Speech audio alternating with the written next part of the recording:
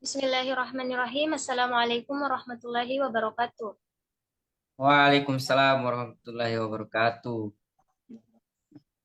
Pertama-tama marilah kita memanjatkan puji dan syukur atas kehadirat Allah Subhanahu wa taala yang telah memberikan nikmat sehat dan kesempatan sehingga kita bisa mempresentasikan hasil diskusi dari kelompok 3.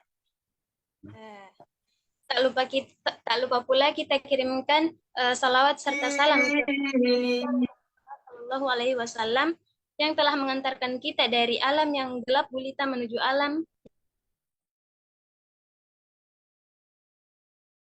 dari kelompok 3 akan mempresentasikan materi yang berjudul bunyi-bunyi konsonan tempat keluar dan sifat-sifatnya. Perkenalkan, saya Miranda sebagai moderator dan pembawa materi, rekan saya Muhammad Yarsil Saputra sebagai pembawa materi, dan Siti Rohani sebagai pembawa materi.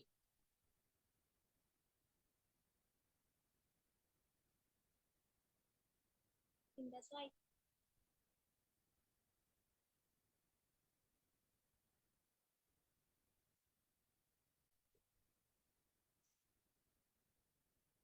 Bunyi konsonan. Bunyi konsonan lahir dari sebuah proses dalam pengucapan, yaitu bahwa udara tertahan dan tidak mengalir sesaat, lalu diikuti dengan munculnya bunyi. Bunyi konsonan tempat keluar dan sifat-sifatnya terbagi menjadi 5. Yang pertama adalah bunyi-bunyi yang berasal dari mulut. Slide selanjutnya.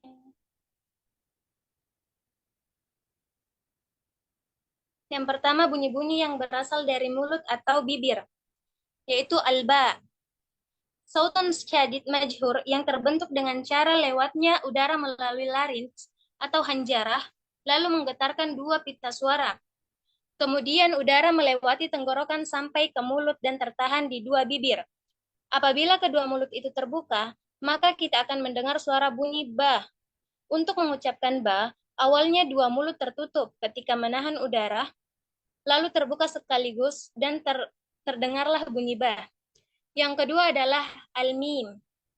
Saut majhur yang tidak kuat dan tidak juga lemah, tetapi termasuk kategori bunyi-bunyi pertengahan. Bunyi ini terbentuk dengan lewatnya udara melalui larynx atau hanjarah, kemudian dua pita suara bergetar. Dan ketika udara sampai di mulut, udara menuju ujung langit-langit dan menutup mulut. Maka udara berjalan pada lubang hidung sedikit dan hampir tidak terdengar. Karena bunyi yang bisa kita dengar dari mim, maka bunyi itu diklasifikasikan pada bunyi pertengahan antara syiddah dan rakhwah. Karena karakteristik bunyi syiddah adalah bunyi yang keluar ketika diucapkan tanpa halangan. Sementara karakteristik bunyi rakhwah adalah bunyi keluar ketika diucapkan dan terhalang oleh alat bicara sehingga mengeluarkan desisan. Yang bagian 3 adalah huruf fa. Bunyi rakhif mahmus yang terbentuk dengan cara udara melewati larynx, tetapi tidak sampai menggetarkan dua pita suara. Setelah udara sampai di tempat keluarnya huruf fa, yaitu antara bibir bagian bawah dan ujung gigi depan bagian atas, udara keluar dari tempat yang sempit dan terdengar bunyi desisan, dan itu adalah bunyi huruf fa. Materi selanjutnya dibawakan oleh Muhammad Yarsil Saputra.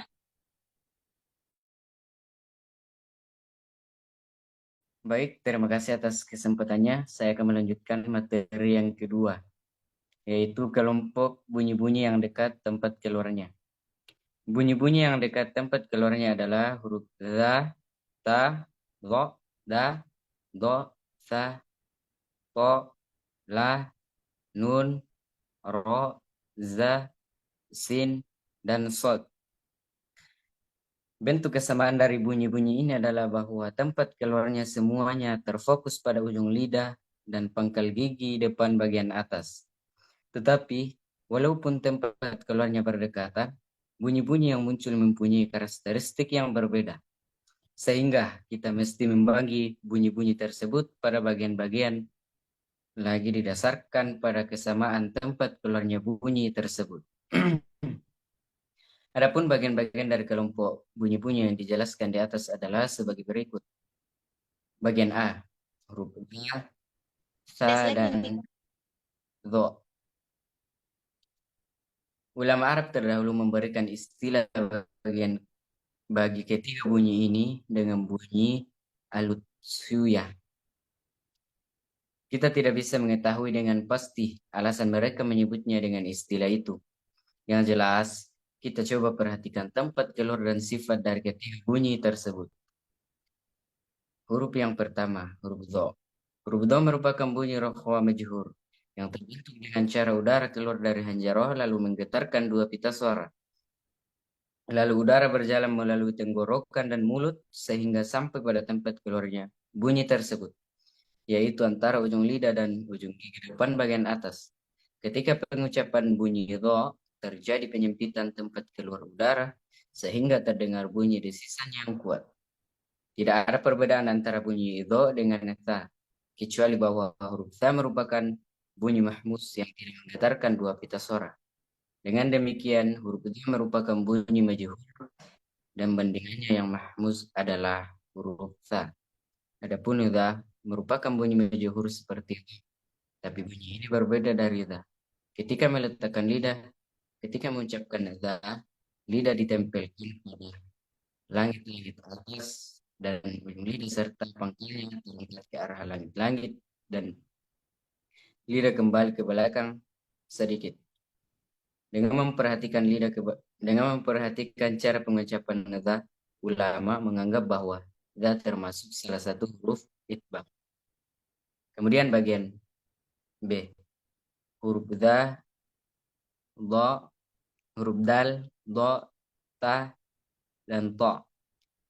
Sifat yang sama antara keempat bunyi di atas, da, dha, ta, dan to adalah tempat keluar hurufnya yang sama, yakni asyiddah.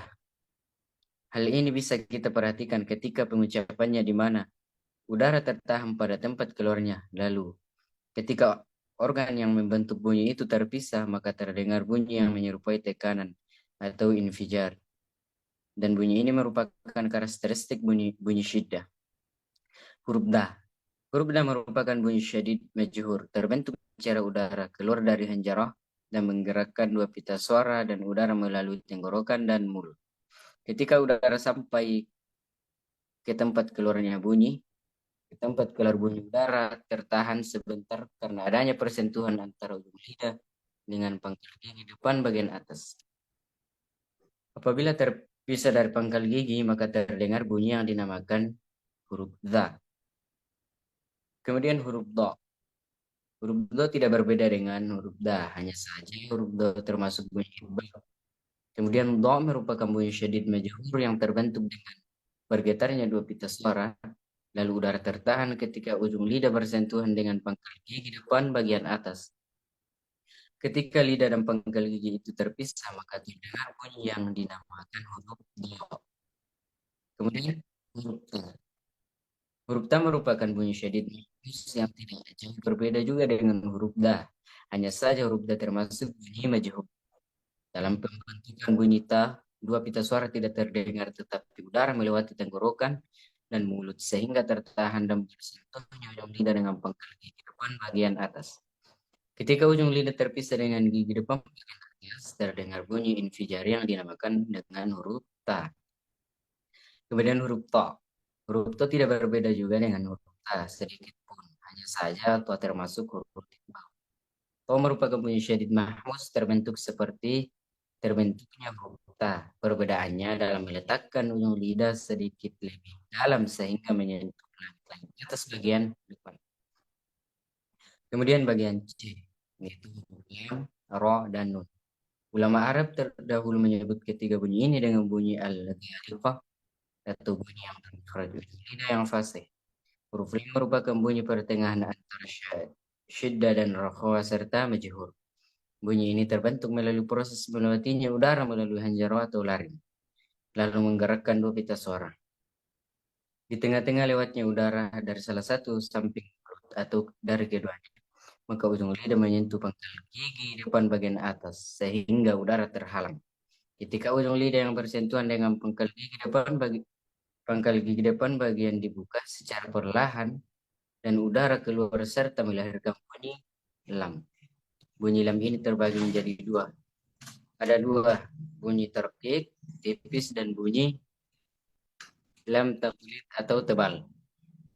Bunyi taklid terjadi apabila yang pertama, huruf lam berdekatan dengan huruf istilah seperti ko, so, dan dho. Kemudian yang kedua, huruf lam itu sendiri diberi harakat fathah, misalnya pada beberapa kalimat berikut.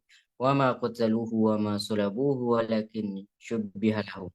Sayasla naran dhata lahab. Salamun hiya hatta matla'il fajr. Wa man adzlamu mimman iftaru 'ala Allahi kadziba. Di luar dua keadaan tadi maka lam berbunyi tarkik atau tipis. Huruf ra seperti lam yakni bunyi majhur pertengahan antara syiddah dan rakhwa.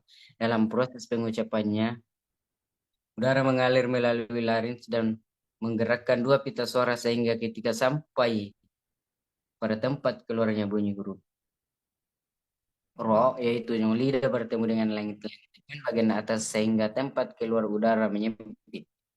Adapun sifat istimewa bunyi ro adalah berulangannya sentuhan ujung lidah pada langit-langit atas bagian depan ketika kita mengucapkannya. Bunyi ro terbagi menjadi dua bagian yaitu tarkik dan tafkhim. Kedua bunyi itu terjadi apabila memenuhi syarat sebagai berikut. Bunyi ro ditebalkan apabila ro diberi harakat fathah kecuali apabila didahului harakat kasrah atau yamat seperti kalimat rozaqakum dan sobaru. Kemudian yang kedua bunyi ro dibaca tipis apabila diberi harakat kasrah.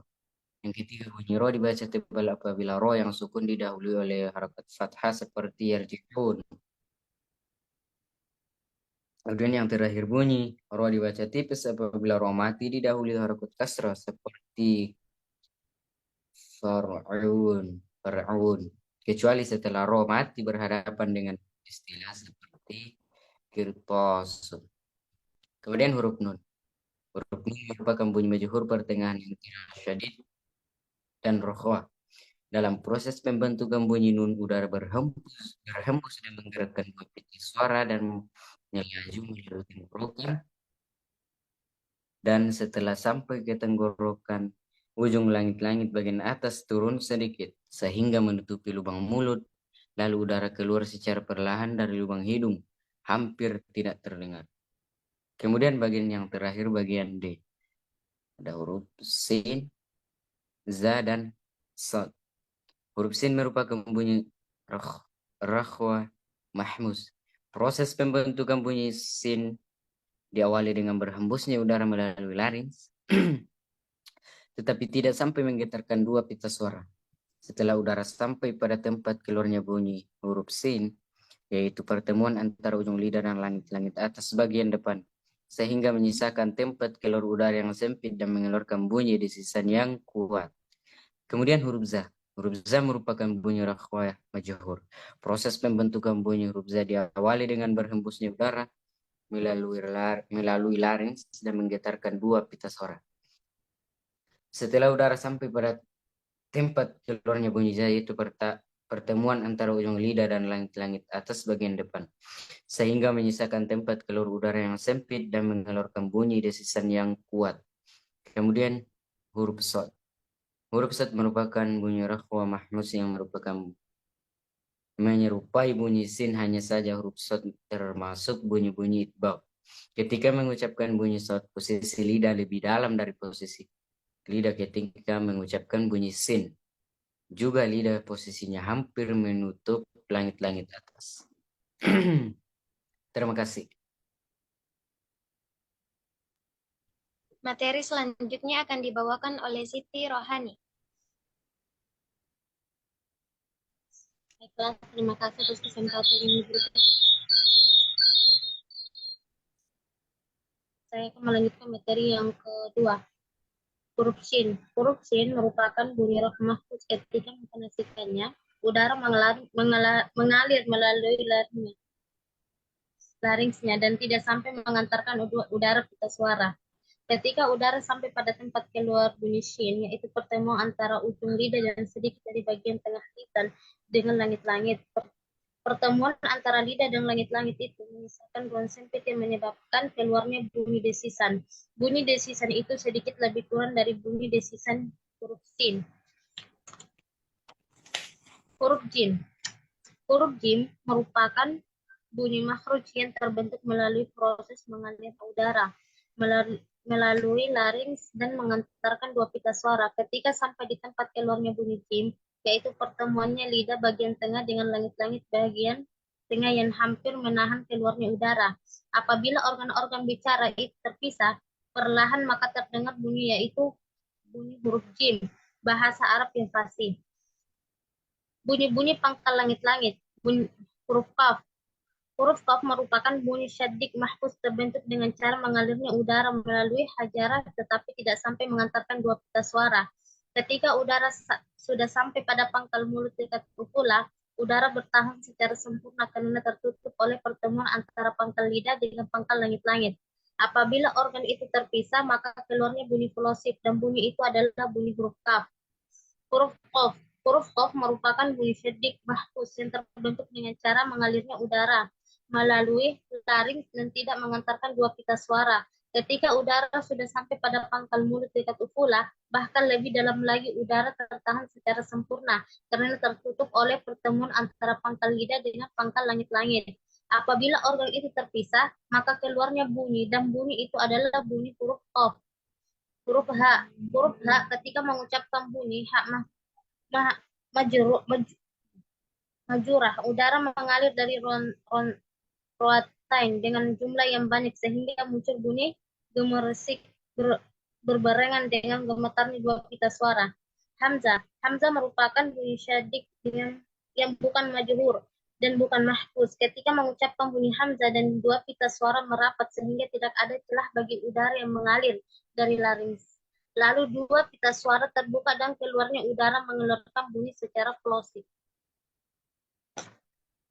Selanjutnya materi terakhir akan saya bawakan sendiri. Bunyi-bunyi ujung tenggorokan. Yang pertama ada huruf Q. Q merupakan bunyi mahmus yang terbentuk dengan cara mengalirnya udara melalui larynx dan tidak sampai menggetarkan dua pita suara. Setelah udara sampai pada tempat keluar bunyi, pangkal lidah terangkat dan hampir menyentuh pangkal langit-langit, sehingga membuat ruang sempit untuk keluar udara. Yang kedua huruf ghain.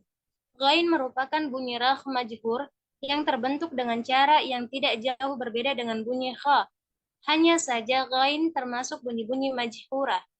Yang ketiga adalah huruf ha.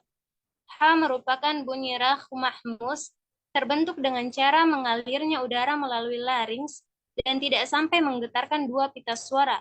Setelah udara sampai di tenggorokan, ruang tenggorokan menyempit dan udara keluar. Bunyi ha merupakan di antara bunyi-bunyi bahasa Arab yang sulit difonasikan oleh bukan orang Arab. Yang terakhir adalah huruf Ain. Ain merupakan bunyi rah majhur yang cara memfonasikannya sama dengan huruf H. Hanya saja ketika memfonasikannya,